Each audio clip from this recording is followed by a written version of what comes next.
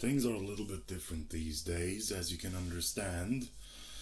So I've tried to make the best of the situation. However, today I wanted to tell you one of my childhood stories.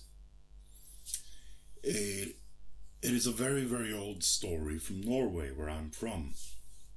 And it is not exactly a Norse story.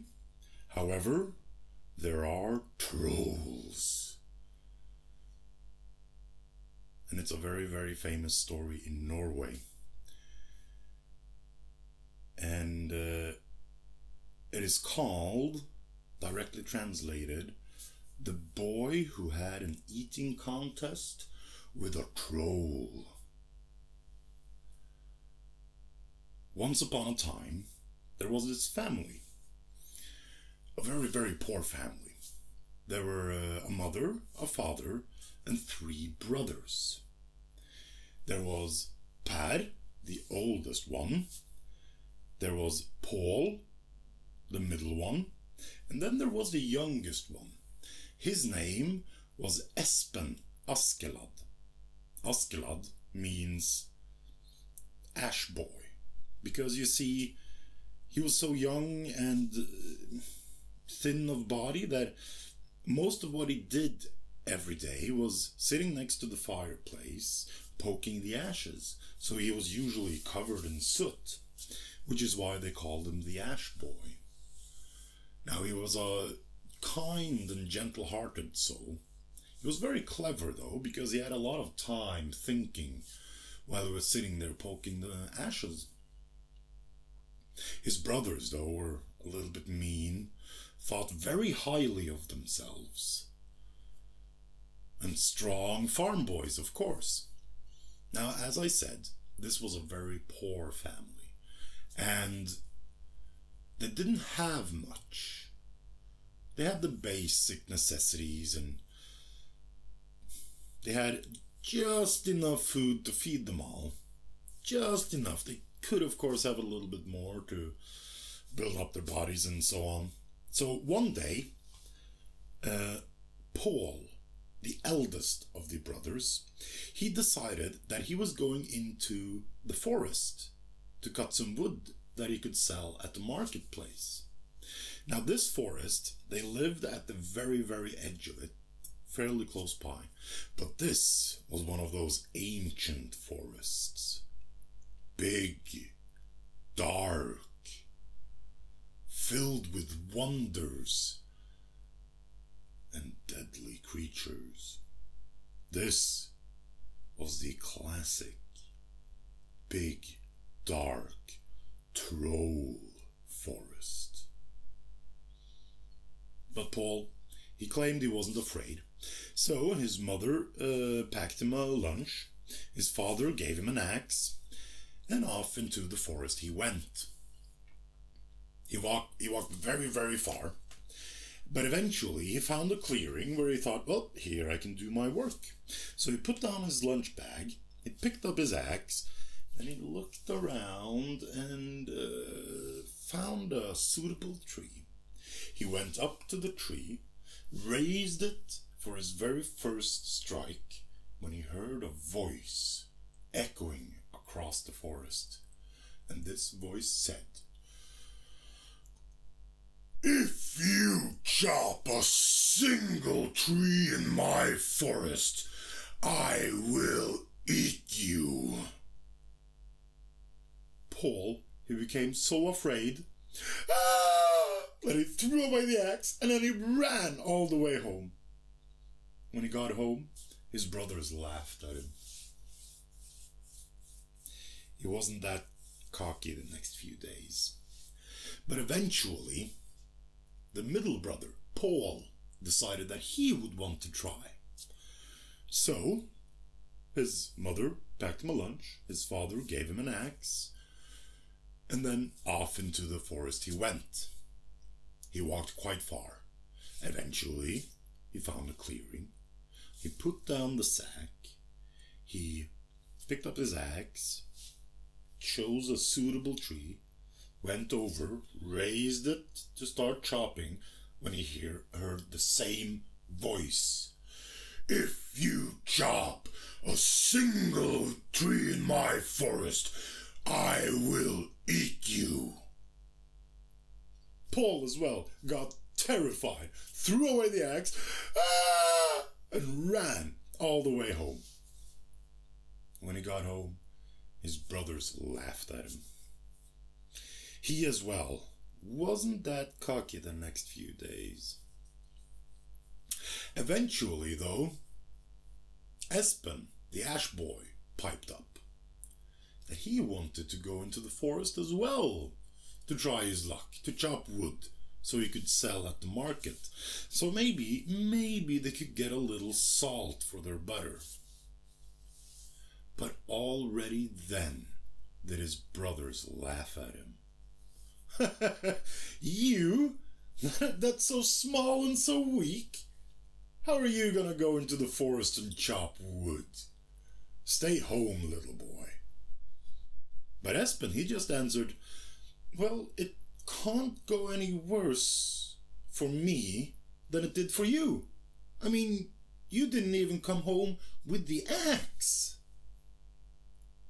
That shut them up. So, his father gave him an axe, but now they had so very, very little food left that all his mother could give him was this white, sticky, and moist cheese.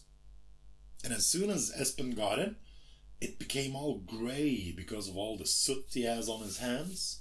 So it became all grey and yeah. So he took that with him and the axe, and then he started to walk. Now Espen, he had a lot of time to think during these days while he was poking the ashes. So he had a fairly good idea of what was happening. But eventually he came to a clearing.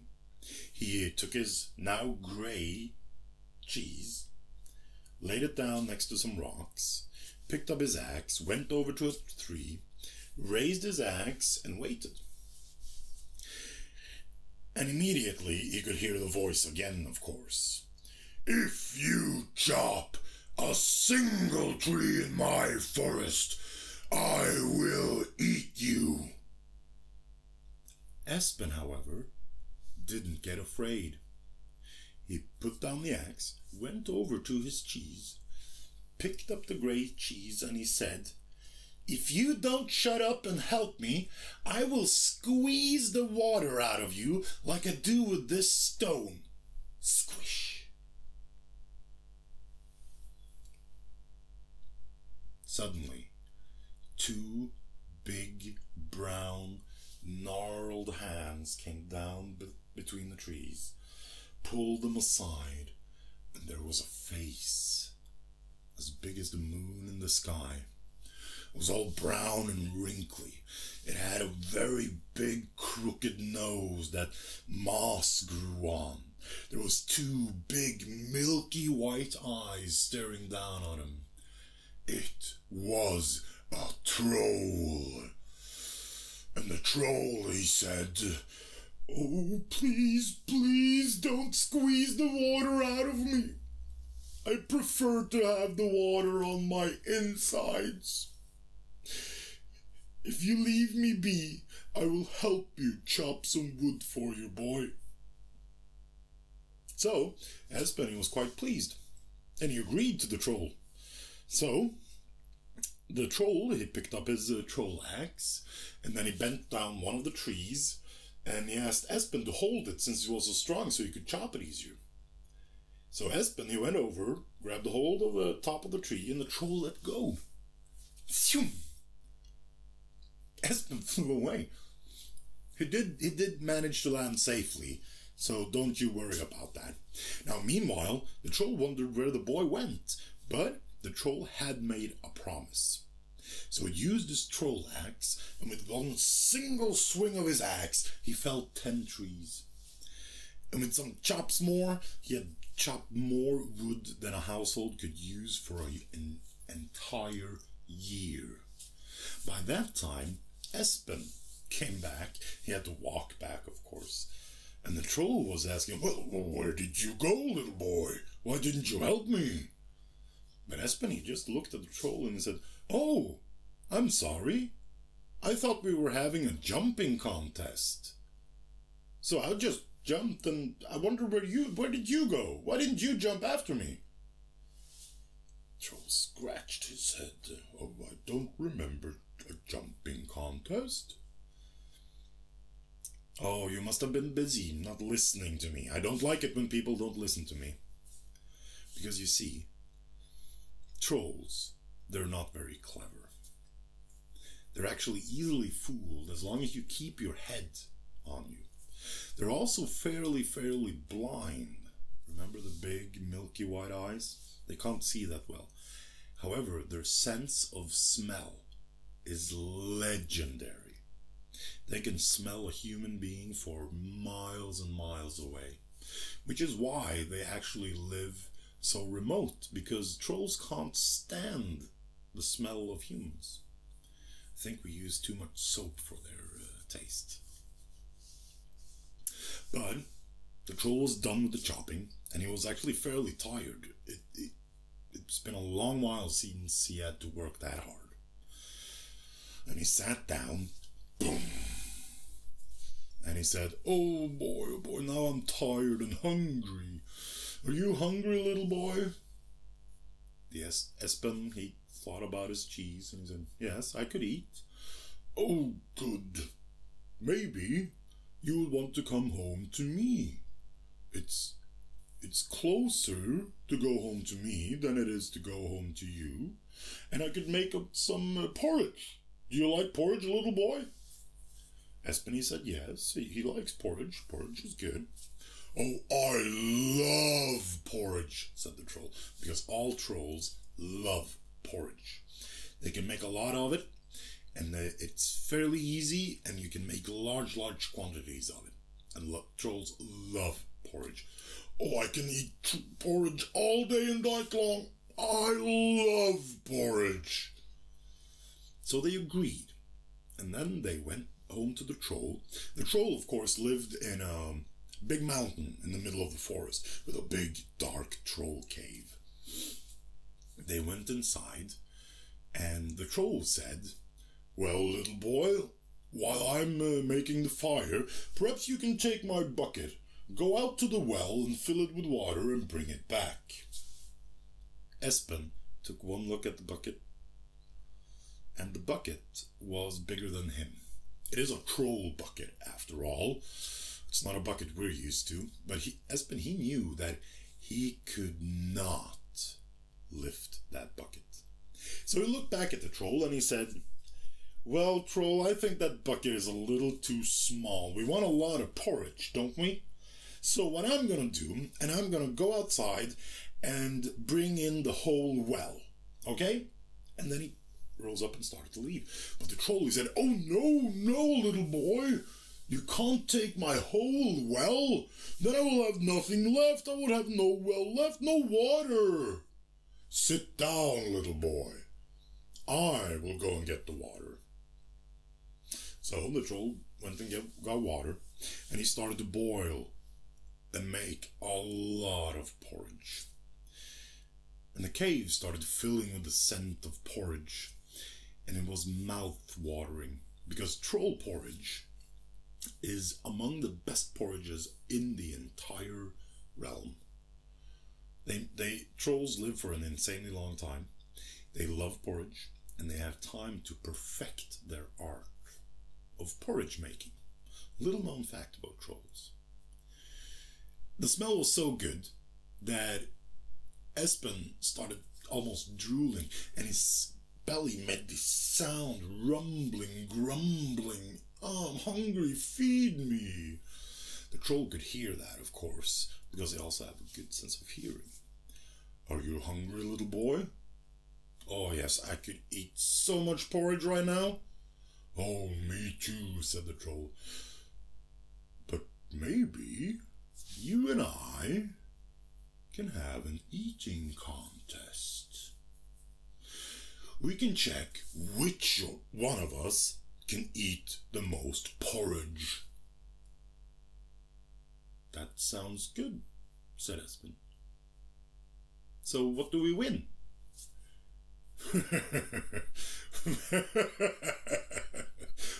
You win over me. The troll, he laughed and he laughed, and he wiped his tears, and eventually he said, well, little boy, if you win, you get to fill as many bags as you can carry with gold, silver, and precious gems from my treasure chamber. But if I win, I get to eat you. Espen got a little nervous about that, but he agreed. So the troll took out the porridge, which was now done, and scooped it up to them. Now, as I said, trolls have very poor eyesight. So what Espen did, he took his backpack, he had emptied it of everything, not that there was anything in it really, and then he put it in front of him, on his belly. So they started to eat, and every time the troll looked away, Espen scooped porridge into the backpack instead. And every time the troll looked back, he ate some of the porridge. And when the troll looked away, he scooped it in the backpack.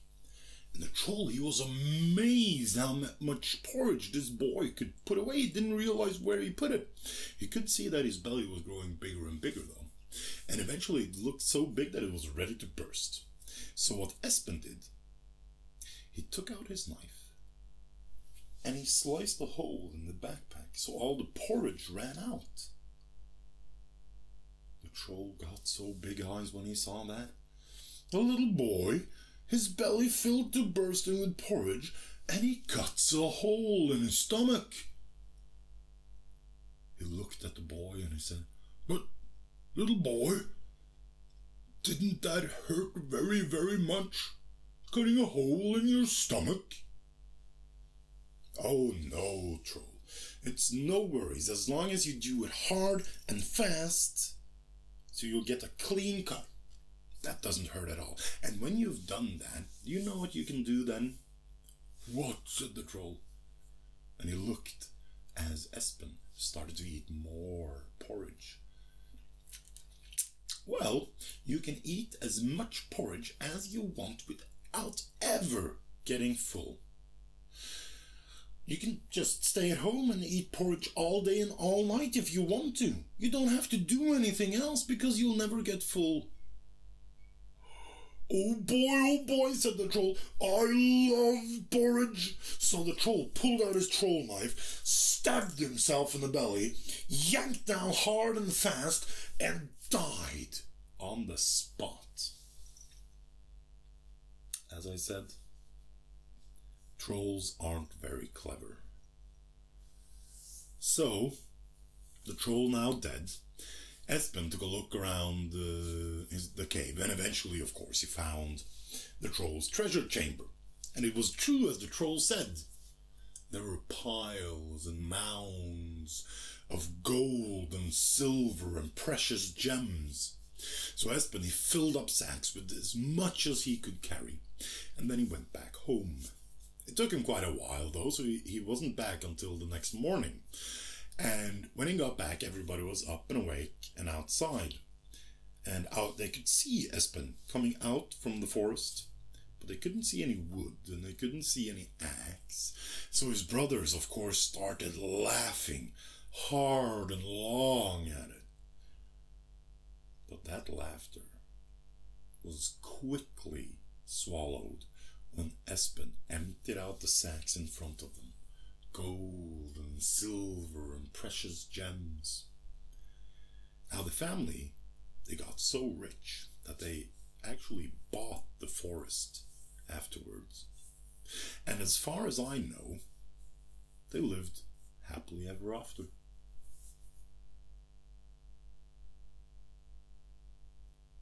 Thank you for listening.